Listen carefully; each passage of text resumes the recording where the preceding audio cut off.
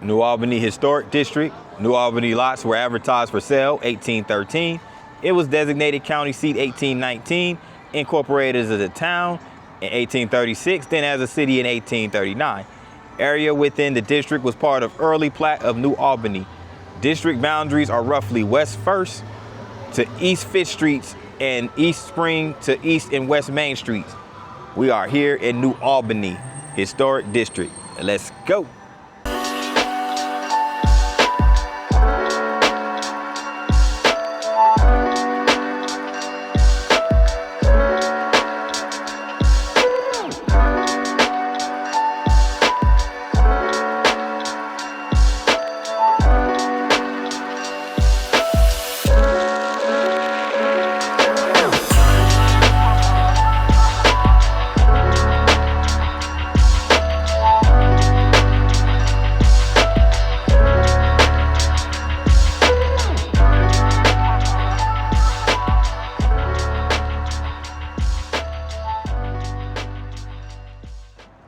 What's going on, good people?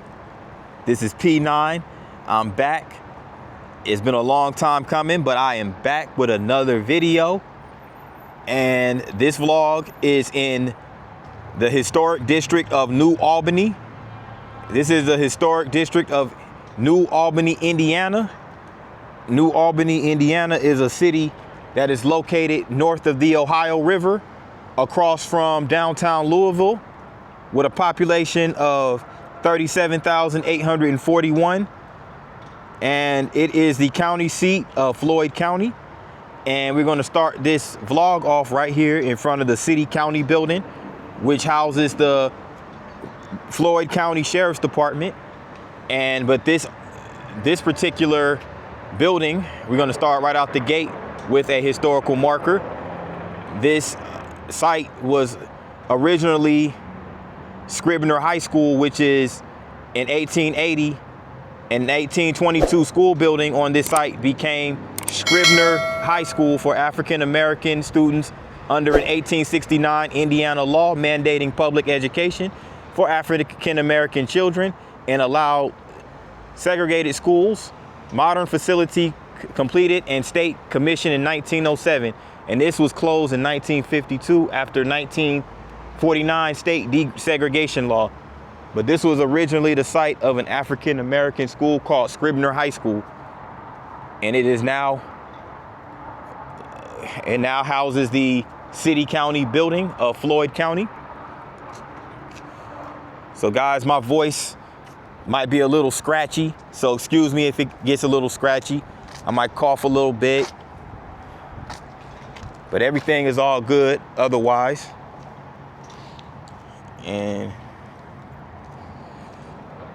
And check out this particular sculpture right here. This sculpture is called Floyd County's Bicentennial Bison, as you can see right here. So Floyd County was founded in 1819, so it celebrated its 200th birthday, aka the bicentennial, back in 2019. And as a commemoration, they sculpted a bunch of like these bisons and stuff like that. It's pretty neat. It's pretty neat.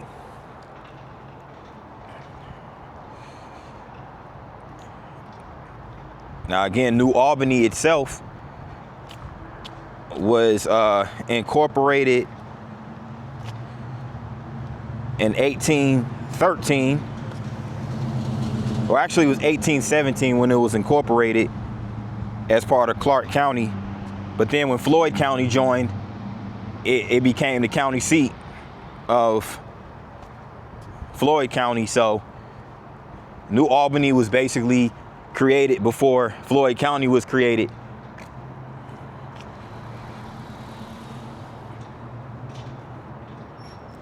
So a historical figure that you would hear associated with New Albany and Louisville area in general is a guy by the name of George Rogers Clark. He played a key role in the American Revolutionary War back in the late 1700s.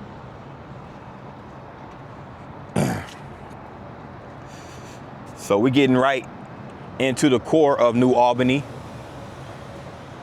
I'm at the corner of First Street and Market Street.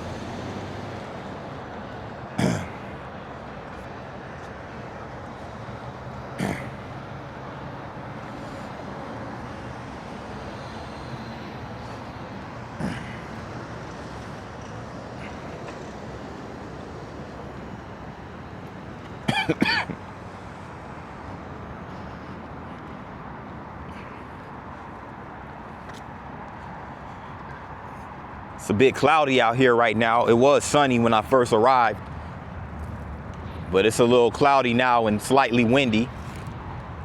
But this is a marker for the market house. This was the site of the farmer's market before 1826. First stalls in market house were sold at public auction October 25th, 1826. So yeah, this used to be a market house right over here. Yeah.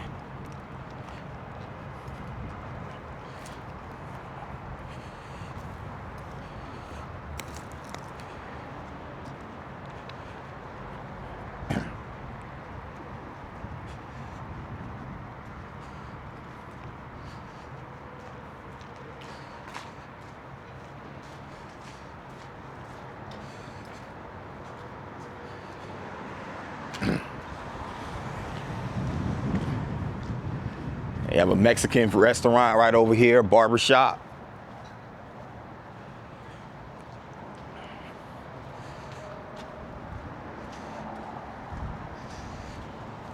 Now, Market Street is a major street downtown New Albany in the New Albany Historic District, but there's also Pearl Street that you have to keep in mind.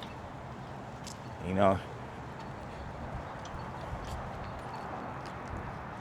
Pearl Street's another major corridor in the historic district, and we're going to go down that way as well as the riverfront. Definitely have to check out the riverfront on the Ohio River.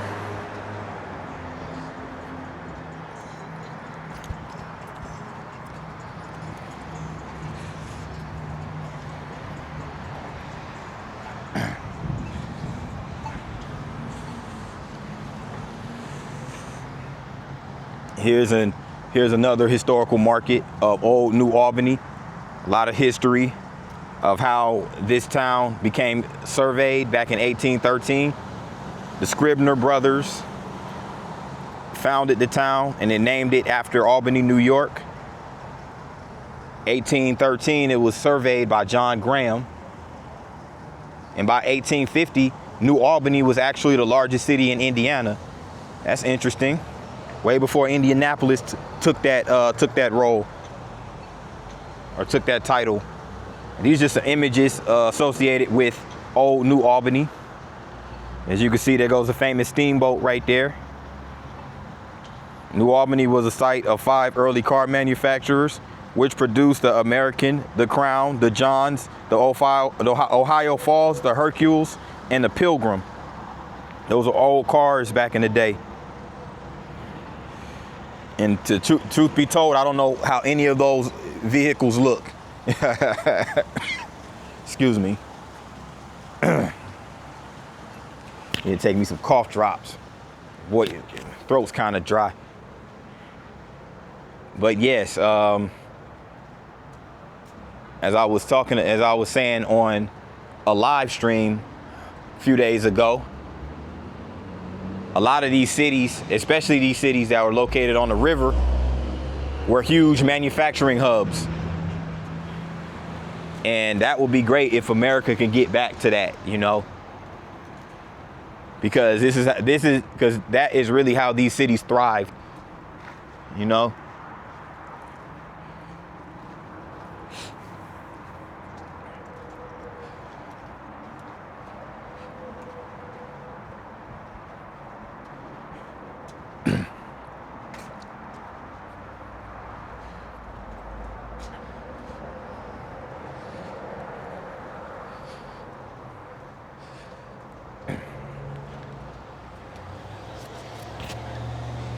This building right here is called the Prologue.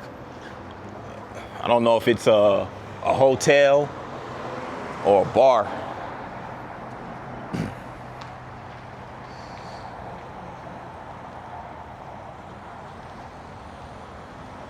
I'm gonna go ahead and walk down Market Street. Or excuse me, not Market Street. I'm gonna head down Pearl Street.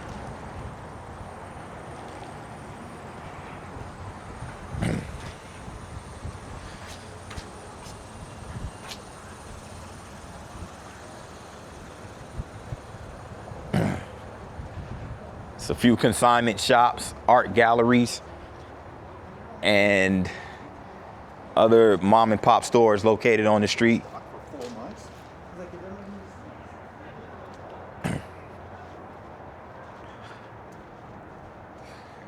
You know what, since I'm over here by the riverfront, I guess I'll go ahead and take a stroll over there by the river and then come back on the other side of Pearl Street.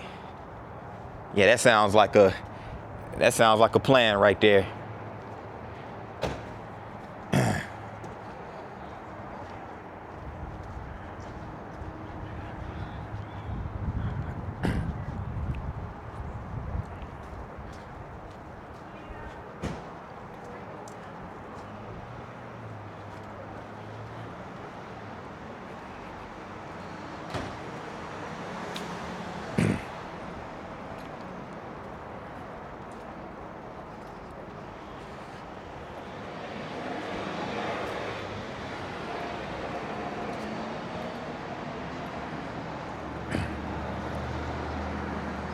I'm over here at the corner of Pearl and Main Street now.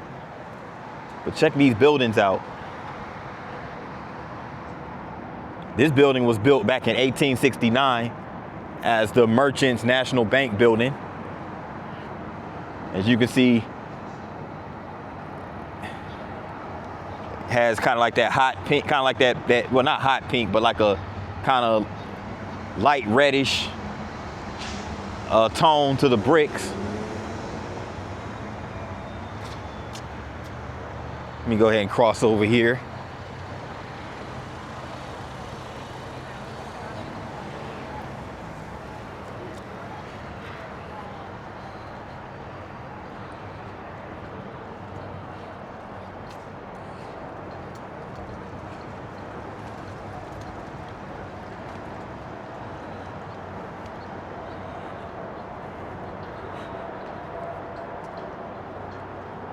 So as I mentioned earlier, New Albany back in 1816 grew into the largest city of Indiana.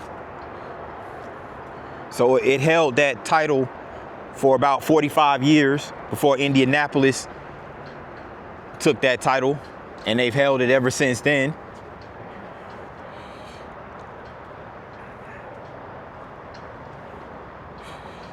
But during the Civil War, New Albany was, because of its location on the river, its strategic location, it was a supply center for Union troops and a medical care center for wounded soldiers during that time.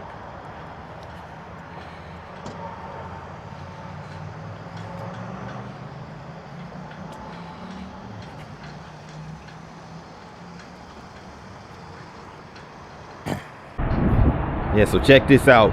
I'm over here at the Ohio riverfront in New Albany.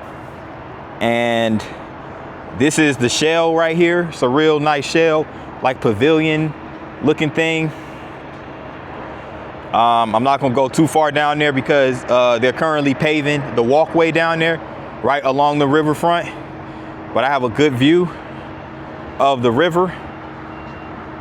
I don't know if you can see it, but you can see a couple of buildings of the Louisville skyline from over here. And there goes the bridge right over there that crosses the river. But check this out. This is a really nice development right along the riverfront.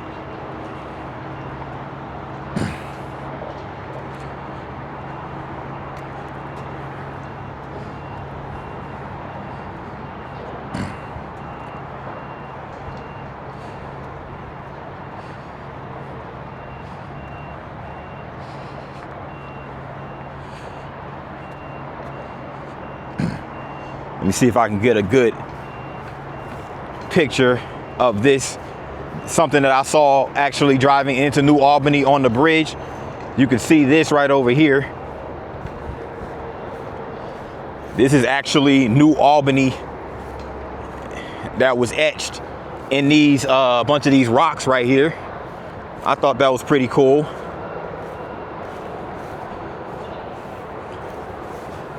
I mean, it's a cool aerial shot for sure.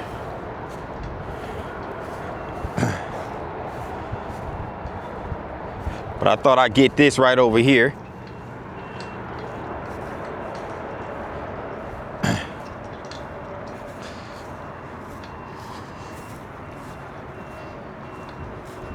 But not a bad riverfront area right here in New Albany. Again, I'm pretty sure once they get everything paved and whatnot, it'll be good to go, you know, for biking, walking, jogging, all that good stuff.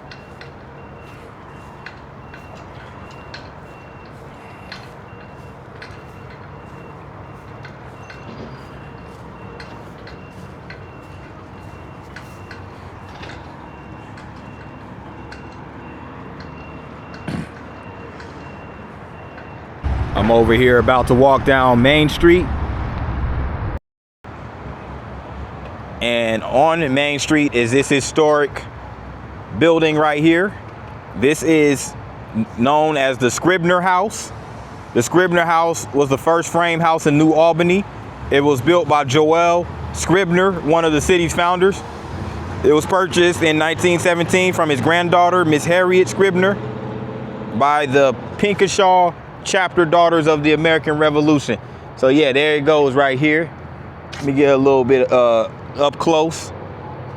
But before I get over there, you see this modern structure over there is the YMCA. So they do have a YMCA facility downtown New Albany, or the New Albany Historic District, whatever you want to call it. But check out this house right here. Really nice, really nice. I mean, when you consider this structure has been sitting here for over 2 centuries, it's amazing. It stood the test of time. But whoever, you know, whatever organization or whatever was responsible for maintaining and preserving this historical landmark did a really good job. As you can see, there's a fountain down there.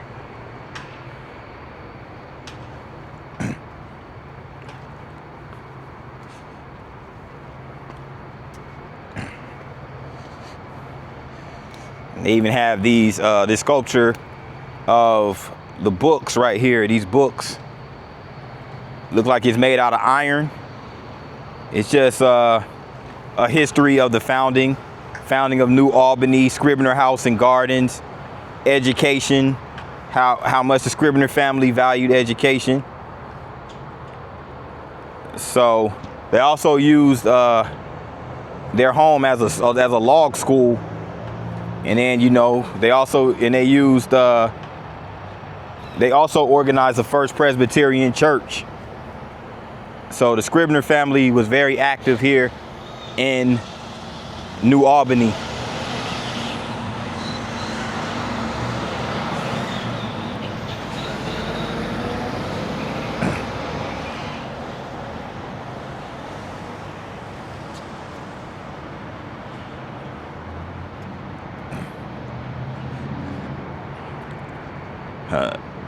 The Boomtown Kitchen,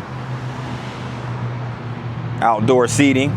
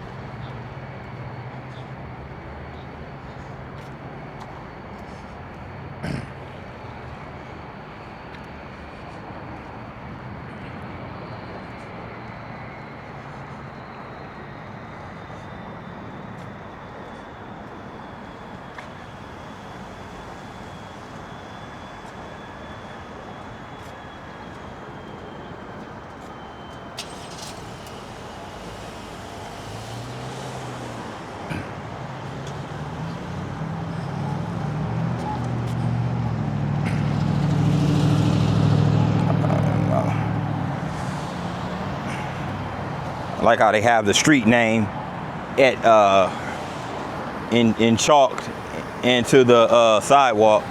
It's pretty cool. Not the sidewalk, but the cross streets, the intersections.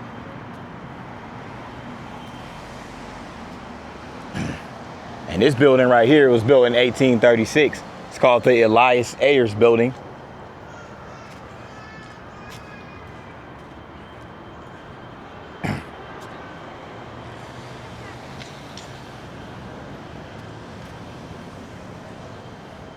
It's a coffee shop right here called the Coffee Crossing. For those that want that morning or afternoon Joe. And this building right here is the City Hall. I bet you guys have never seen a City Hall that looks like this. It looks like an old warehouse, but it was converted into City Hall, dedicated in 2021.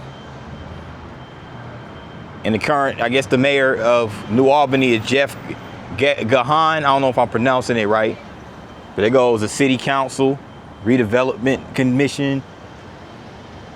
Okay. It's where it all goes down right here, the city planning, right here at the City Hall.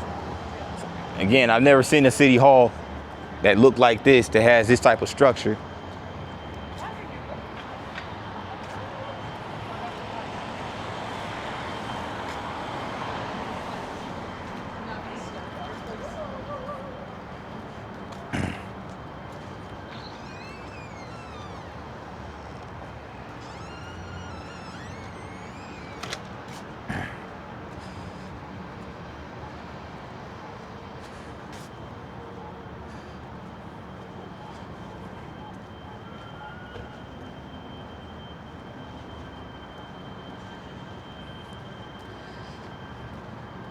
And feel free, for those that are new to the channel, feel free to drop a comment in the comment section for those who have ever had any experiences in New Albany, or have you ever lived or know anyone who's lived here in the city. The sun just came back out, so that's good news. At least for me it is.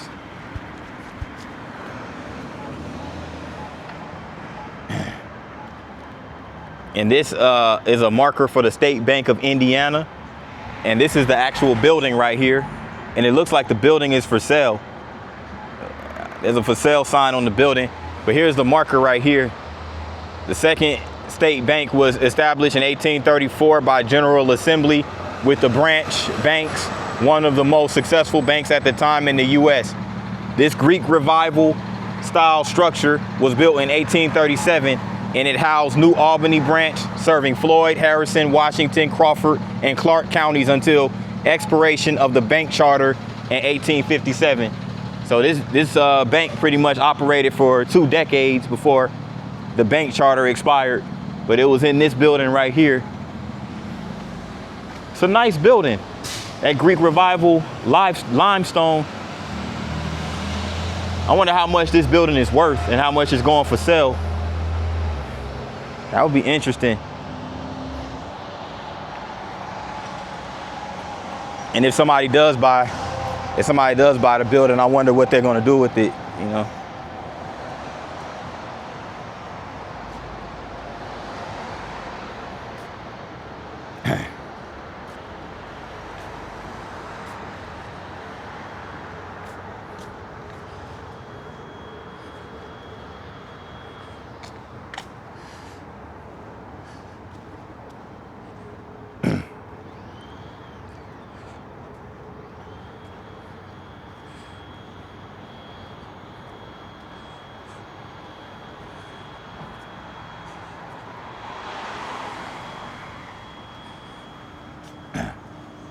Now this historical building over here is Second Baptist Church.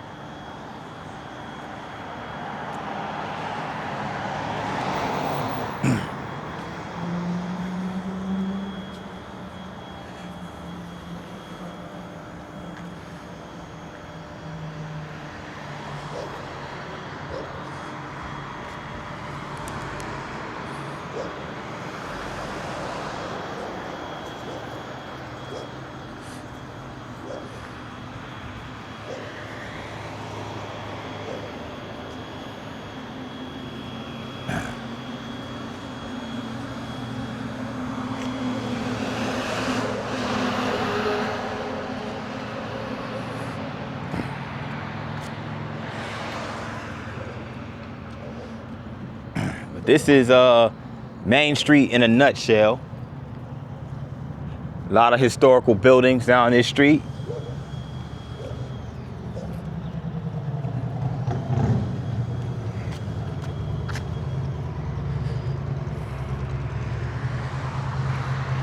They even have a taco joint called Agave and Rye across the street.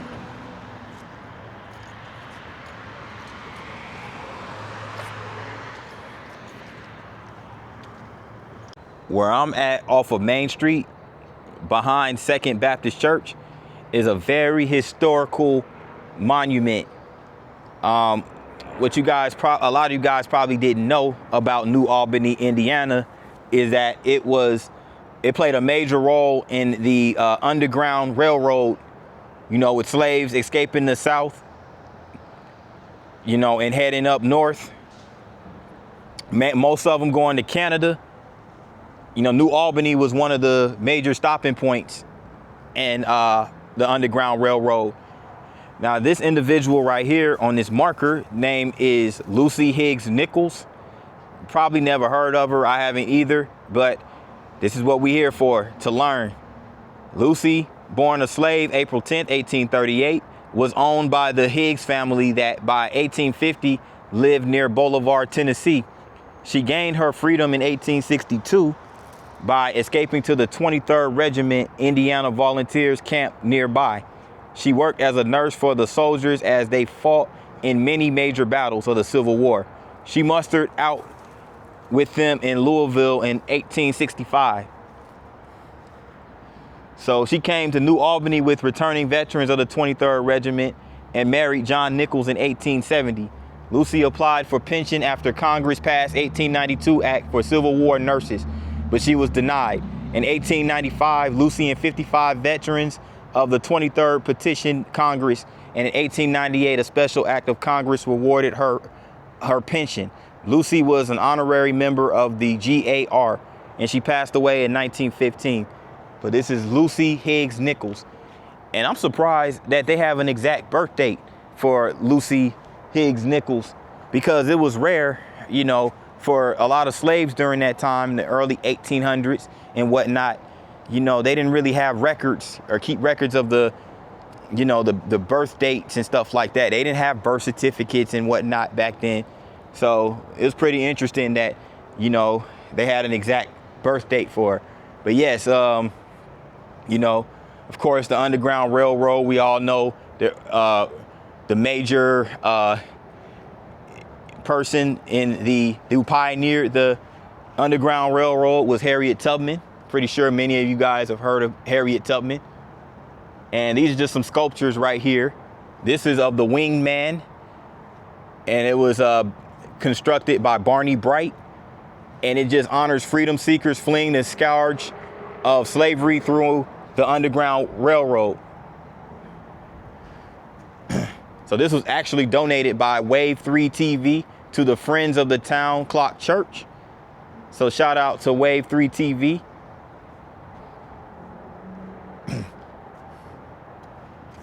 And this is actually a sculpture of Lucy Higgs Nichols holding her infant in her hand. And this is built out of Indiana limestone. In 2019, it was sculpted by David Ruckman. David Ruckman sculpted this in 2019. And it basically states, escaping the clutches of slavery, Lucy breaks the yoke of bondage to carry herself and daughter Mona toward the light of freedom. Though Mona suffered death at Vicksburg, Lucy, woman of courage, forged a life of compassion and love and service. She was a member of Second Baptist Church. Of course, that's this building right here. And again, there goes the Indiana limestone sculpture by David Ruckman. Really nice, really dope. See, I told you, if you go to these smaller cities or smaller towns, you'll find a lot of jewels, you know, historical jewels, if that's what you're into. And here's just an image right here of the steamboats in 1850, right there on the Ohio River. So these gardens and trees in these gardens were planted in loving honor of Sue Ellen Wilkinson, Pamela Peters, and Sally Newkirk for their relentless efforts to bring forth the history of freedom seeker story in the operating Underground Railroad in southern Indiana. So there you have it. New Albany's role in the Underground Railroad. This is a really nice, like, I guess this is like a little, I mean, what is this made out of? It's interesting. It looks like a bunch of rocks or stones or pebbles or something like that. But whatever it is really nice. It's called the Promised Land. It celebrates the strength and spirit of those escaping slavery who traveled the Underground Railroad. And this was from the New Albany High School National Art Society and ceramics class in 2016. So it was a ceramics class at New Albany High School who put this together. This is really dope. And this was inspired by the Jacob Lawrence book, Harriet and the Promised Land. Okay, really, really cool.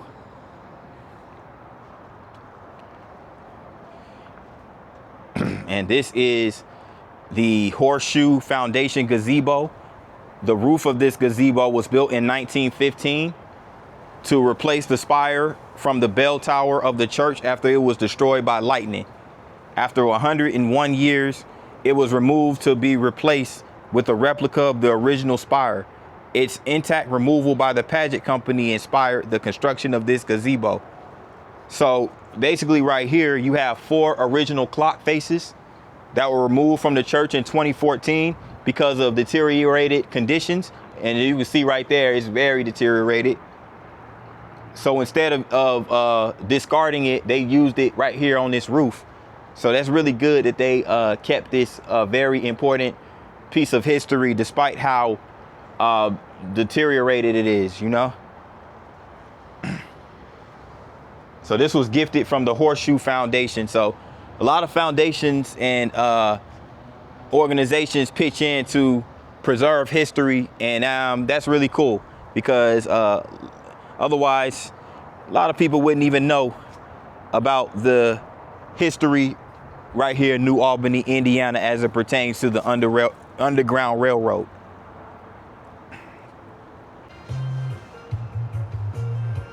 Right here in front of this store called Mr. Nice Guy. Getting ready to walk down Market Street and then bust a right on Pearl Street.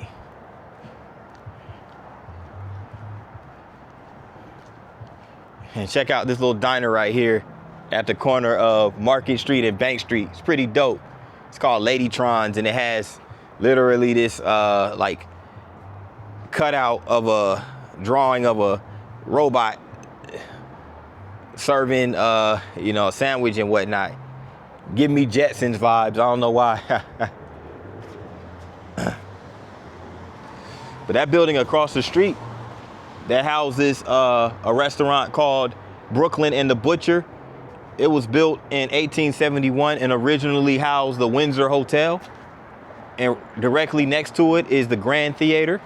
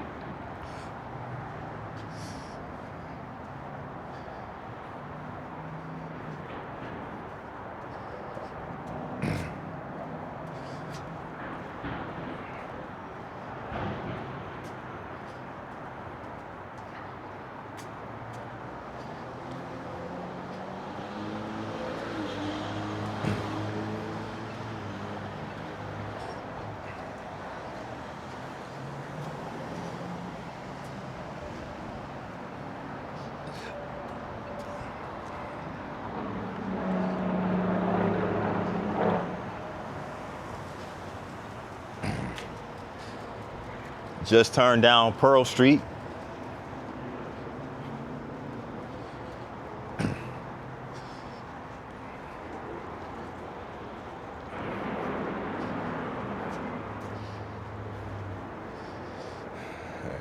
Rookie's Cookie since 1939. Okay.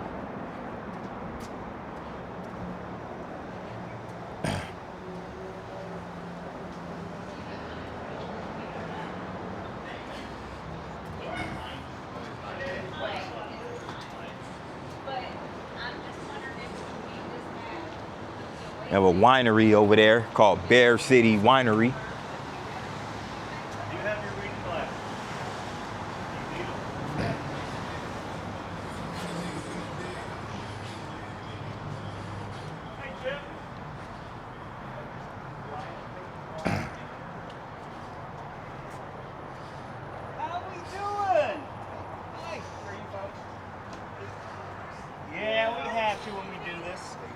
My name's Brian. Wow, Brian. And that's Dana. So this is Steve, the attorney. Is this an arcade? Oh wow, it's called Rec. I think it says Rec Bar 812. Looks like it's an arcade. It's pretty cool that they have an arcade right here in the historic district. It's an arcade and a restaurant. Pretty neat.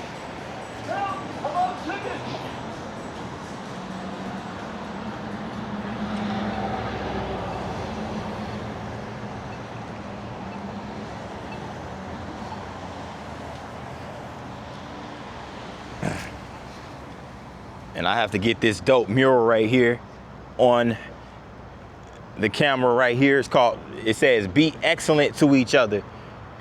Y'all take heed to these words and be excellent to each other. Treat each other with respect and kindness. You never know, that goes a long way. But I'm now at the corner of Spring Street and Pearl Street. And this right here is the Ellsby Hotel. So this building looks like it's abandoned because at least the bottom floor, I see like on the windows, I see like some plastic, like, I don't know, like some paper or whatever they call that stuff over the window. So,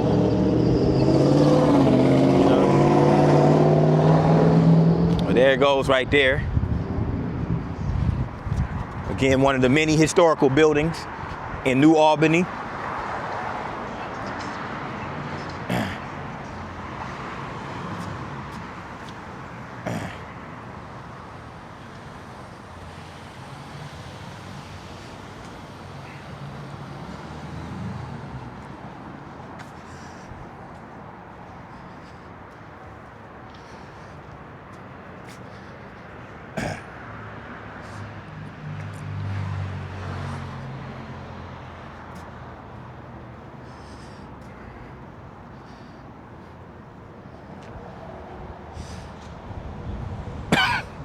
Excuse me.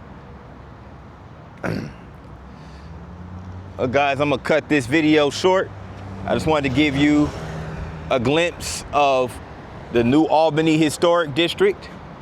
And before I go, let me get this really nice mural right here by Carrie John at Carrie John Art. Really nice mural over here on the side. New Albany Opera House, 1866. Really dope work of art right there. Yeah, once again, this concludes the video for New Albany, Indiana Historic District. And for those that made it this far, if you like the video, make sure you hit the like button. And also, if you're new to the channel, make sure you hit that subscribe button along with the notification bell. That way you get the notifications each time I drop a new vlog.